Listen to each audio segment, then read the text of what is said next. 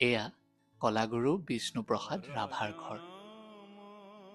আজি ৰাভা দিৱসত মই আপোনালোকক লৈ যাম তেজপুৰৰ সেই ঘৰটোলৈ, য'ত আজিও নিঃশব্দে জীয়াই আছে এজন কিংবদন্তীৰ স্মৃতি।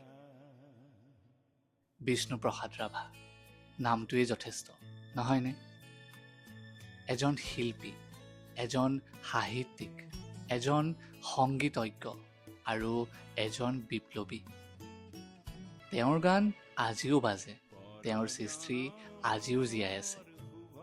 কিন্তু বহুতে হয়তো নাজানে, এই ঘৰটো যিয়ে কলাগুৰুৰ বহু স্মৃতি বুকুত সাঁচি ৰাখিছে, সেই ঘৰটো আজি সময়ৰ সৈতে যুঁজি আছে।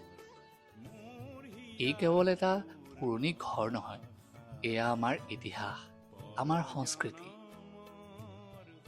মোৰ এটা সৰু আহ্বান আছে।